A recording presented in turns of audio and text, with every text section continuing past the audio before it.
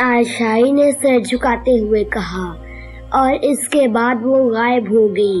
Leyland اب بہت ہی خوش دکھائی دے رہا تھا۔ اس کے دشمن اب ختم ہی ہونے والے تھے۔ اس کے بعد اسے جزیرہ مارکو مل جانا تھا، جہاں اس نے دوسری شیطانی دنیا بسانی تھی اور ہمیشہ کے لیے اس دنیا کا حاکم بن کر رہنا تھا۔ شیطانی دنیا کے ساتھ ساتھ اس کا ارادہ ڈنمارک پر عملاً تسلط قائم کرنے کا تھا۔ وہاں حکومت بظاہر وہاں کے لوگوں کی رہتی، لیکن حکم اس کا چلتا تھا۔ اس نے ڈنمارک میں شیطانی فرقے کا پرچار کرنا تھا، شیطانی پوجا گھر بنانے تھے اور ڈنمارک کو شیطانی فرقے کا ملک بنا دینا تھا۔ وہ انہی خیالوں میں گم تھا کہ تالشائی اور کشیلی دونوں کمرے میں ظاہر ہو گئی۔ وہ چونکہ گہرے خیالوں میں گم تھا، اس لیے ان کی آمد کا احساس نہ ہوا۔ آقا، تیرے حکم کی تعمیل ہو چکی ہے۔ تیرا دشمن خاص اپنے ساتھیوں سمیت صحرائے نشکان کے وسط میں پہنچ گیا ہے، تالشائی نے کہا تو لیلون نے چونک کر ان کی طرف دیکھا۔ خوب، بہت خوب۔ کیا وہ سب ابھی تک بے ہوش تھے؟ لیلون نے خوش ہو کر کہا۔ ہاں آقا، وہ سب ابھی تک بے ہوش ہی تھے۔ اس مرتبہ کشیلی نے اس کی بات کا جواب دیا۔ اب اگر وہ ہوش میں بھی آ جائیں تو اس صحرا سے باہر نہیں نکل سکتے۔ یہ صحرا سینکڑوں مربع کلومیٹر تک پھیلا ہوا ہے۔ وہاں انہیں نہ کھانے کو کچھ ملے گا نہ پینے کو، اور دن میں درجہ حرارت اس قدر زیادہ ہوتا ہے کہ انسان اسے برداشت نہیں کر سکتا۔ وہ بمشکل 1-2 دن زندہ رہ سکیں گے۔ اب ان کی موت 100% یقینی ہے، لیلون نے خوشی سے معمور لہجے میں کہا۔ آقا، میں نے کہا تھا کہ ہمارا کوئی نہ کوئی حملہ ضرور کامیاب ہوگا، کشیلی نے بھی مسرت بھرے لہجے میں کہا۔ ہاں، اب میں تجھے بہت سے چمگادڑ انعام میں دوں گا۔ میں تم دونوں سے بہت خوش ہوں، لیلون نے مسکراتے ہوئے کہا تو کشیلی اور زیادہ خوش ہو گئی۔ آقا، مجھے بھی انعام ملے گا؟ تالشائی نے بھی انعام طلب کرتے ہوئے کہا۔ ہاں، تجھے بھی انعام ملے گا، منہ مانگا، بول تجھے کیا چاہیے؟ لیلون نے کہا۔ آقا، اپنے دشمنوں کے مرنے کی خوشی میں تم میرے ساتھ مل کر جشن مناؤ، مجھے خوب شراب پلاؤ، میرا رقص دیکھو اور ساری رات میرے ساتھ رہو، تالشائی نے فرمائش کرتے ہوئے کہا۔ ٹھیک ہے، جب میرے ان دشمنوں کی سانسیں تھم جائیں گی تو تم دونوں کے انعامات تمہیں مل جائیں گے، اور تالشائی تم دنیا کی حسین ترین اور کمسن لڑکی کے روپ میں آ جانا۔ ہم جشن صحرائے نشکان میں اپنے دشمنوں کی لاشوں پر منائیں گے، لیلون نے بدستور خوشی سے معمور لہجے میں کہا۔ ہاں آقا، یہ بہت ہی اچھا خیال ہے، دشمنوں کی لاشوں کے درمیان جشن منانے میں بہت ہی مزہ آئے گا، تالشائی نے کہا تو کشیلی کا دل بھی للچانے لگا اور اس نے لیلون کی طرف دیکھا۔ آقا، مجھے بھی اس جشن میں شریک کر لو، میں بھی دنیا کی حسین ترین لڑکی کا روپ دھار لوں گی اور ہم تینوں مل کر جشن منائیں گے، کشیلی نے منت بھرے لہجے میں کہا۔ ٹھیک ہے، تو بھی اس جشن میں ہمارے ساتھ شریک ہوگی، لیلون نے کہا تو کشیلی بھی خوش ہو گئی۔ اب تم دونوں جاؤ اور دشمنوں پر نظر رکھو، جیسے ہی ان کے سانسوں کی ڈوری ٹوٹے مجھے آ کر بتاؤ۔ پہلے ہم تینوں جشن منائیں گے، پھر ایک بڑے جشن کا اہتمام میں شیطانی دنیا میں کروں گا، مہان آقا کو بھی اس جشن کی دعوت دوں گا، اور یہ ایسا جشن ہوگا کہ اس سے پہلے شیطانی دنیا میں ایسا جشن نہیں ہوا ہوگا، لیلون نے کہا تو تالشائی اور کشیلی نے اس بات میں سر ہلا دیے اور وہ غائب ہو گئی۔ اب عمران اور اس کے ساتھی قدرتی موت مریں گے، کوئی بھی طاقت انہیں مرنے سے نہیں بچا سکتی، لیلون نے مطمئن لہجے میں کہا، اور اس کے بعد اس نے تکیے پر سر رکھ کر آنکھیں بند کر لی۔ اب وہ مطمئن نیند سونا چاہتا تھا۔ عمران کی آنکھیں کھلی تو چند سیکنڈ تک وہ لاشعوری کیفیت میں پڑا رہا، پھر اس کا شعور بیدار ہوا تو سابقہ حالات کسی فلم کے مناظر کی طرح اس کے ذہن میں گھوم گئے۔ اس نے ارد گرد کا جائزہ لیا، दूर दूर तक इसे रेत ही रेत दिखाई दे रही थी। जोसेफ, जूलिया, सफदर और खावर इसके इर्द गिर्द बेहोश पड़े हुए थे। वो चौंके गैस से बेहोश हुए थे, इसलिए इनका खुद ब खुद होश में आना मुश्किल था। इमरान अपनी मखसूस ज़हनी वर्जिशों की वजह से खुद ब खुद होश में आ गया था। इमरान ने अपनी जेबों की तलाशी ली। इसकी जेबों में सेल फोन के अलावा बाकी तमाम सामान मौजूद था। इमरान ने जेब से चाकू निकाला और इसने सबकी गर्दनों की पुष्ट पर एक खास रग के करीब हल्का सा कट लगाया, जिससे खून रिसने लगा। थोड़ी ही देर में इसके सारे साथी होश में आ गए। इमरान साहिब, ये हम कहाँ आ गए हैं? होश में आने के बाद सफदर ने इधर उधर का जायजा लेते हुए कहा, वहाँ जहाँ की हमें भी खबर नहीं। इमरान ने मुस्कुराते हुए कहा, इमरान साहिब, ये तो बहुत ही खौफनाक और तवील सहरा लगता है।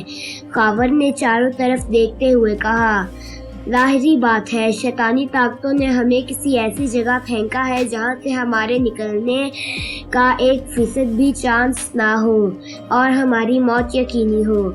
इमरान ने बदस्तूर मुस्कुराते हुए कहा, ओह, तो हमें यहाँ शैतानी ताकतें फेंक कर गई हैं। सफदर ने चौंकते हुए कहा, तो तुम्हारा क्या ख्याल है, हमें मरने के लिए हमारे दोस्त यहाँ फेंक गए हैं? इमरान ने कहा, लेकिन इमरान साहिब, शैतानी ताकतें हमारे करीब कैसे आई? हम तो मुसलसल मुकद्दस आयात का विर्द कर रहे थे। जूलिया ने कहा, शैतानी ताकतें हमारे करीब नहीं आ सकती थी, लेकिन इन्होंने होटल के किसी मुलाजिम के जरिए हमें बेहोश कराया। फिर इस मुलाजिम ने हम पर कोई ऐसी चीज फेंकी होगी जिससे हमारी पाकीज़गी खत्म हो गई, और जैसे ही हमारी पाकीज़गी खत्म हुई, शैतानी ताकतें हमारे करीब आ गई। इन्होंने हमें उठाया और यहाँ ला फेंका। इमरान ने हालात का तज्जिया लेते हुए कहा, जो 100% दुरुस्त था। हाँ बॉस, मुझे शराब की हल्की हल्की बू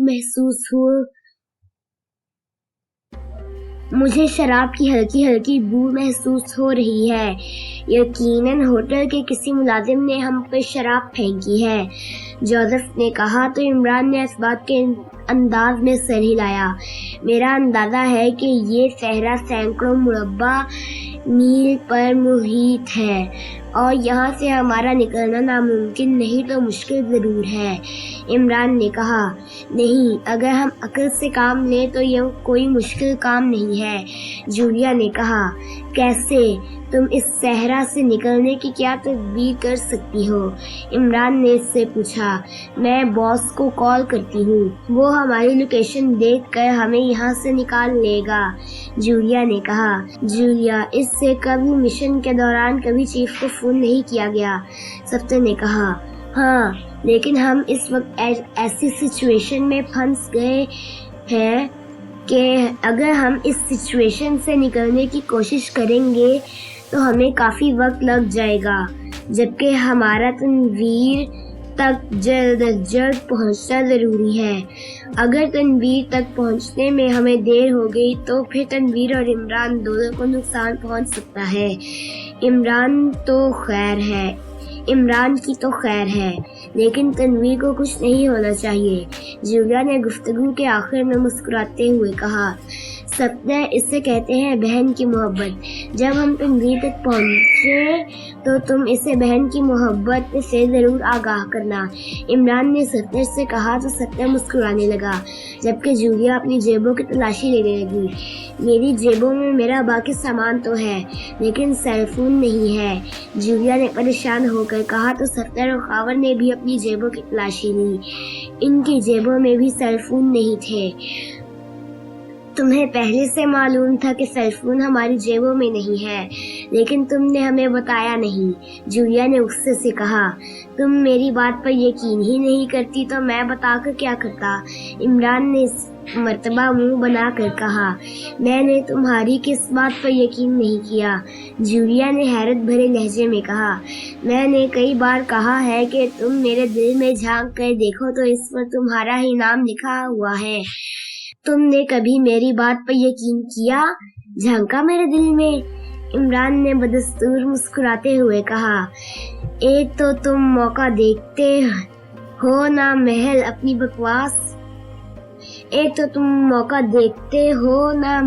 بکواس شروع کر دیتے ہو، جولیا نے وسیلے لہجے میں کہا۔ دیکھا میاں دفتر، میں نے ٹھیک کہا تھا نا کہ یہ میری باتوں پر یقین ہی نہیں کرتی، عمران نے سختی سے کہا۔ عمران صاحب، کیا شیطانی طاقتوں نے ہمارے سیل فون نکالے ہیں؟ دفتر نے عمران کی بات کو نظر انداز کرتے ہوئے کہا۔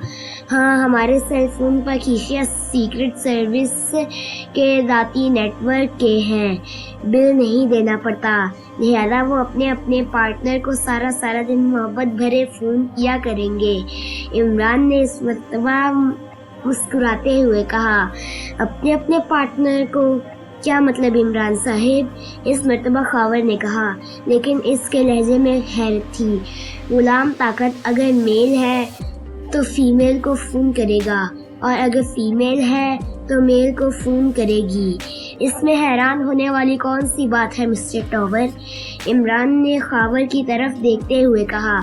ٹاور نہیں عمران صاحب، میرا نام خاور ہے۔ ٹاور نہیں عمران صاحب، میرا نام خاور ہے، خاور نے بے ساختہ انداز میں کہا۔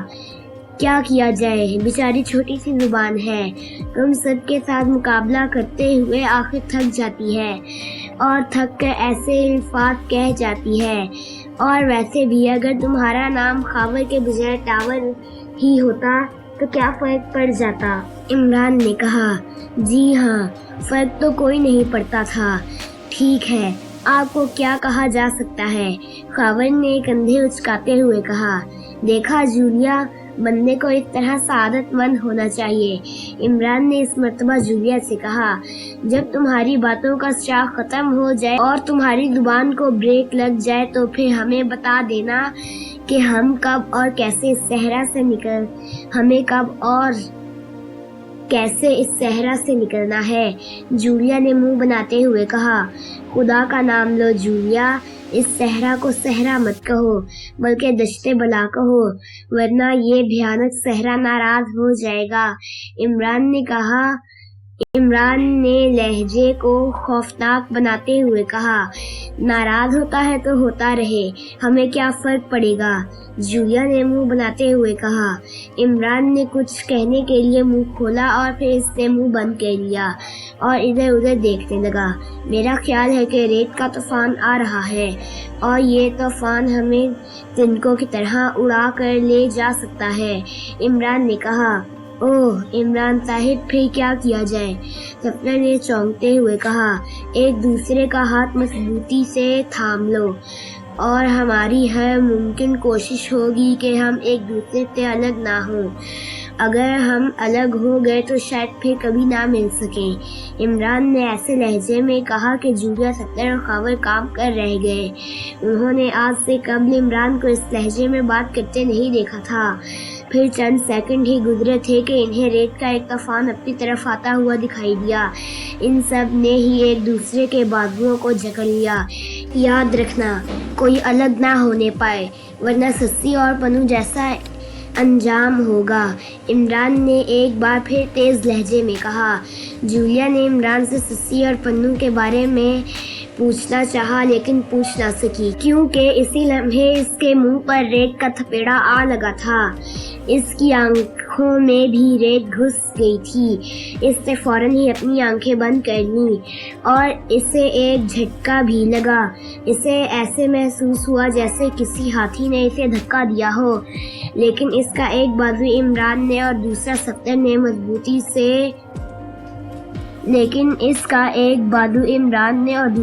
نے مضبوطی سے پکڑا ہوا تھا۔ اس لیے اسے زبردست دھکے کے باوجود وہ گرنے نہ پائی۔ عمران کا دوسرا بازو جوزف نے پکڑا ہوا تھا اور جوزف کا دوسرا بازو خاور نے، جبکہ خاور کا دوسرا بازو صفدر کے ہاتھ میں تھا۔ یوں انہوں نے ایک دائرہ بنا لیا تھا۔ آنکھیں انہوں نے بند کر لی تھی۔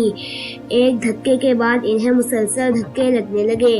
یہ دھکے پہلے والے دھکے سے زیادہ طاقتور تھے۔ طوفان کی آوازیں بھی قدر خوفناک تھی کہ محسوس ہو رہا تھا جیسے صحرا میں سینکڑوں بدروحیں مل کر چیخ رہی ہوں۔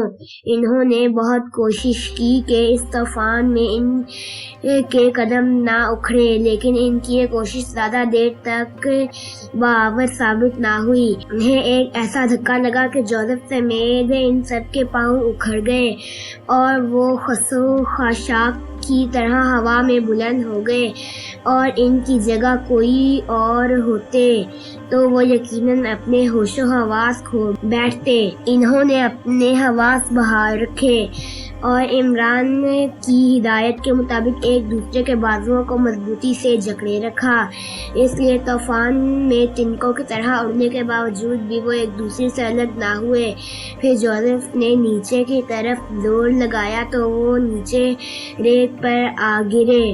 جیسے ہی وہ ریت پر گرے ان پر بھی ریت گرنے لگی۔ منٹوں میں ہی وہ سب ریت میں دب گئے۔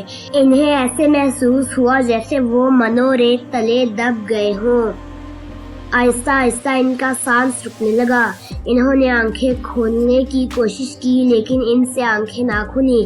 پھر ان کے ذہن پر تاریکی چھانے لگی اور پھر ایک ایسا وقت بھی آیا کہ ان کے ذہن مکمل اندھیرے میں ڈوب گئے۔ عمران کے ذہن میں جو آخری خیال ابھرا تھا وہ یہ تھا کہ بڑے بڑے دشمن انہیں ختم نہ کر سکے۔ آج رات اس طوفان نے ان کی سانسیں روک دی تھیں۔ عمران کو بے ہوش ہوئے نہ جانے کتنا وقت ہوا تھا کہ اس کے ذہن کو ایک جھٹکا سا لگا۔ اسے ایسے لگا جیسے سینکڑوں میل دور سے کوئی اسے آوازیں دے رہا ہو۔ پھر آہستہ آہستہ یہ آوازیں صاف ہوتی گئیں۔ باس، باس، اٹھو، ہوش میں آؤ۔ یہ جوزف کی آواز تھی، یہ جو اسے ہلا ہلا کر آوازیں دے رہا تھا۔ عمران نے آہستہ آہستہ آنکھیں کھول دیں۔ اب اس سے محسوس ہوا کہ اس کی آنکھوں پر ریت نہیں تھی۔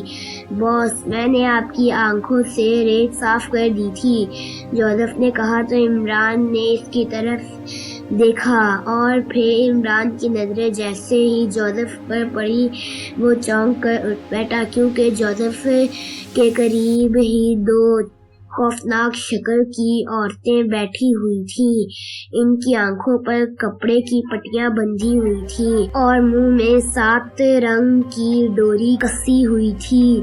یہ 7 رنگ کی ڈوری اسے بابا حسن شاہ نے دی تھی، جبکہ سیاہ کپڑے کی پٹیاں جوزف نے خود تیار کی تھیں۔ عمران انہیں دیکھتے ہی سمجھ گیا کہ یہ دونوں عورتیں شیطانی ذرات ہیں اور جوزف نے انہیں قابو کر لیا ہے۔ آنکھوں پر سیاہ پٹی کی وجہ سے ان دونوں کا آقا اب انہیں نہیں دیکھ سکتا تھا اور منہ میں ڈوری کی وجہ سے یہ کسی کو مدد کے لیے بلانے سے قاصر تھی۔ جوزف، تم نے انہیں کیسے قابو کر لیا؟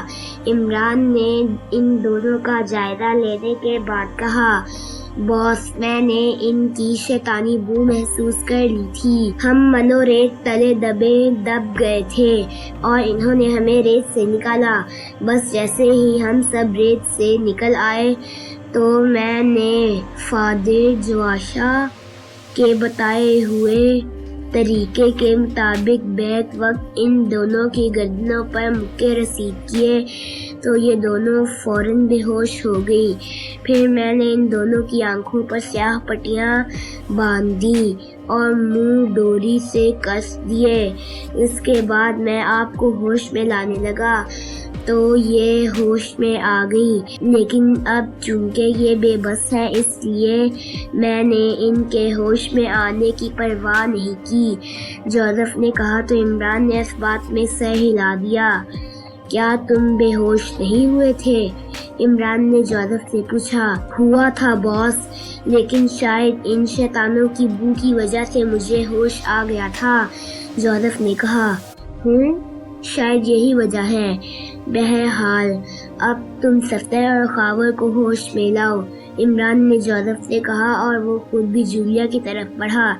جولیا کی آنکھیں ابھی تک ریت سے بھری ہوئی تھیں۔ عمران نے اس کی آنکھیں صاف کی اور پھر اس نے جولیا کا ناک اور منہ بند کر دیا۔ جیسے ہی جولیا کے جسم کو ایک ہلکا سا جھٹکا لگا، عمران نے اپنا ہاتھ اس کے منہ سے ہٹا لیا اور تھوڑی دیر بعد وہ تینوں بھی ہوش میں آ چکے تھے۔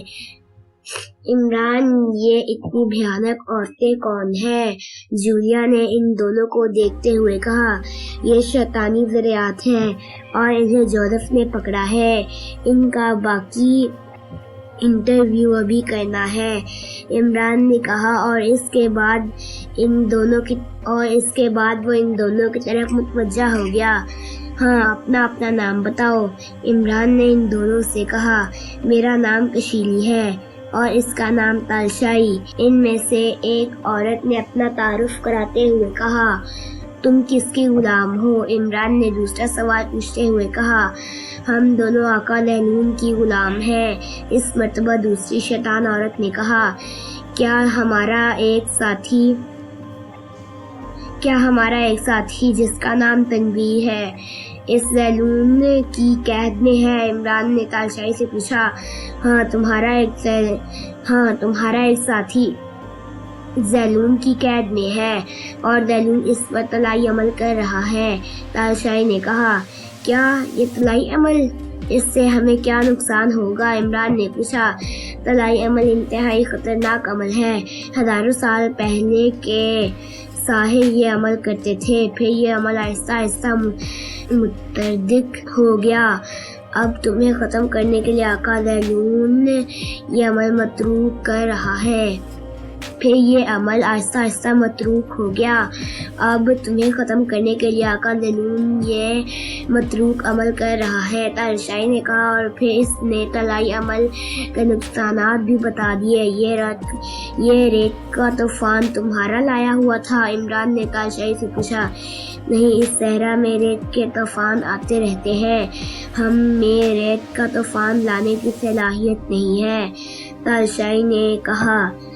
تم نے ہمارے اوپر سے ریت کیوں ہٹائی؟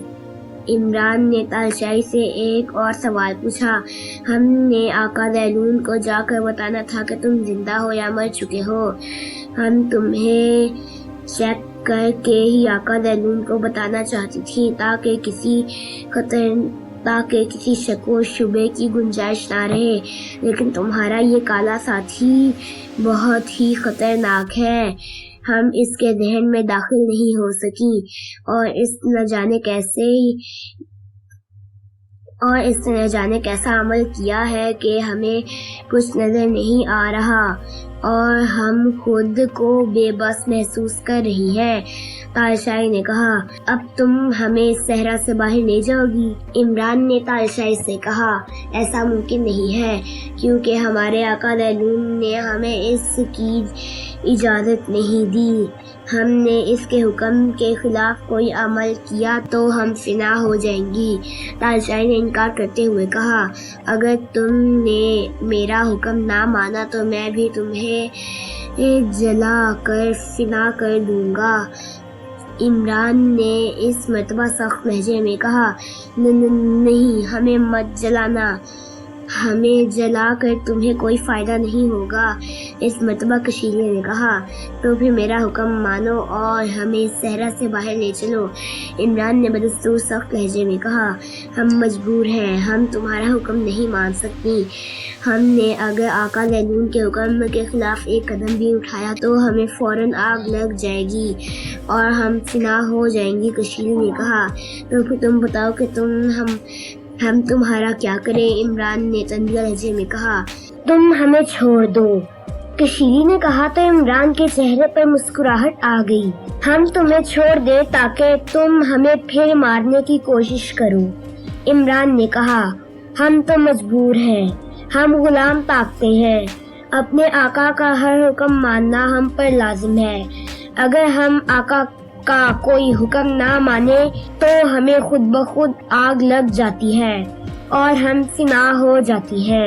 تال شاعر نے کہا، ٹھیک ہے، اگر تم اپنے آقا کے حکم کے خلاف کچھ نہیں کر سکتی تو پھر میں ہی تمہیں جلا کر فنا کر دیتا ہوں، عمران نے تندیہ لہجے میں کہا۔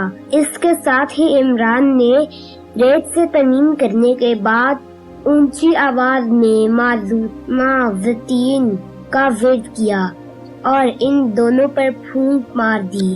جیسے ہی عمران نے ان پر پھونک ماری، ان دونوں کو ایسے آگ لگ گئی جیسے پیٹرول یکدم آگ پکڑ لیتا ہے، اور ساتھ ہی ان کی دردناک چیخیں صحرا میں گونجنے لگی۔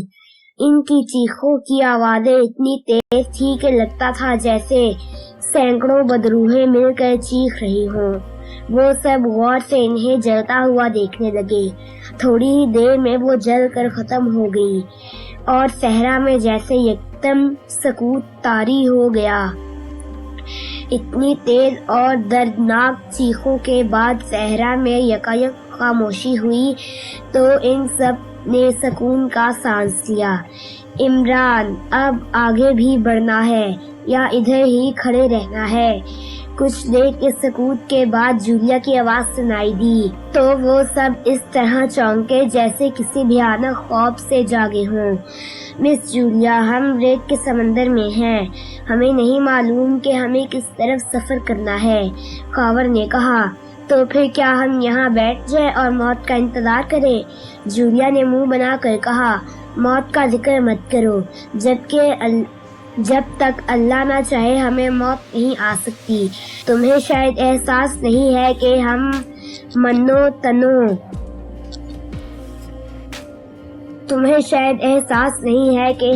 تنو وزنی ریت کے نیچے دب گئے تھے۔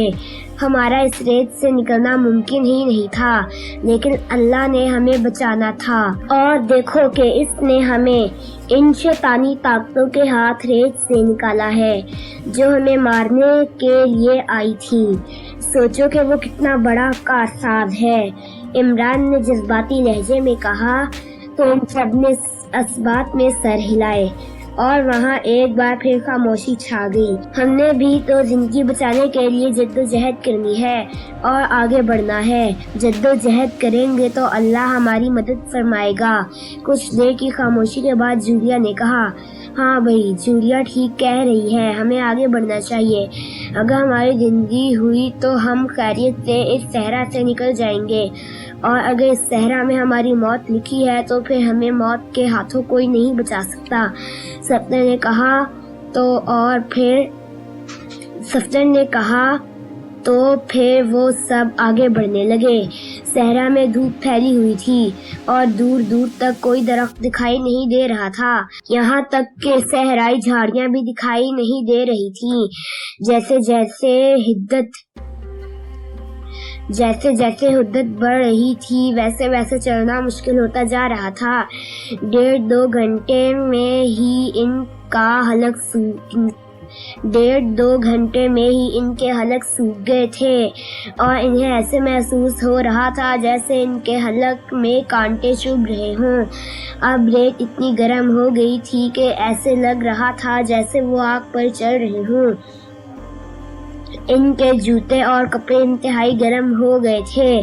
مزید 1-1.5 گھنٹے کے بعد جولیا، سفدر اور خاور سے تو چلنا بھی دشوار ہو گیا۔ عمران کی اپنی حالت بھی خراب ہو رہی تھی، لیکن باقی ساتھیوں کی نسبت وہ کچھ بہتر تھا۔ جوزف بھی پیاس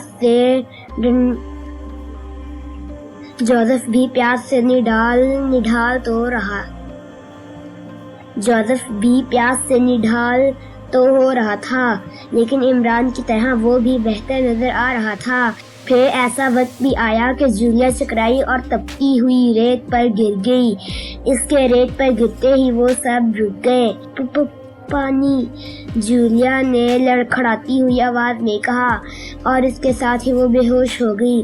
صفدر اور خاور نے عمران کی طرف ایسی نظروں سے دیکھا جیسے کہہ رہے ہوں کہ عمران جولیا کو بچا لو، جیسے تم مجبور ہو ویسے ہی میں بھی مجبور ہوں۔ عمران نے دھیمی آواز میں کہا، باس میں ادھر ادھر نظریں دوڑاتا ہوں، شاید کوئی چیز مل جائے اور مسی کی جان بچ جائے، جوزف نے کہا، اور پھر وہ ایک طرف چل گیا۔ عمران نے اسے روکنے کی کوشش نہ کی، وہ جولیا کے قریب ہی بیٹھ گیا اور پھر اس نے شرٹ اتار لی اور جولیا کے چہرے پر ڈال دی۔ عمران کے ساتھ ساتھ صفدر اور خاور بھی گرم گرم ریت پر بیٹھ گئے، کیونکہ ان کے لیے بھی اب کھڑے رہنا ممکن نہیں رہا تھا۔ تقریباً 10-15 منٹ کے بعد صفدر اور خاور کی ہمت بھی جواب دے گئی۔ کہیں سے پانی مل جاتا، خاور نے ڈوبتے ہوئے لہجے میں کہا، اور پھر وہ بیٹھے بیٹھے ریت پر گر گیا۔ عمران کے ہونٹ بھیج گئے اور اس کے چہرے پر پتھروں جیسی سختی آ گئی۔ اس کے ساتھ ہی اس کی آنکھوں کے سامنے موت کی دہلیز پر پہنچ گئے تھے اور وہ انہیں ظالم موت کے شکنجے سے بچانے سے قاصر تھا۔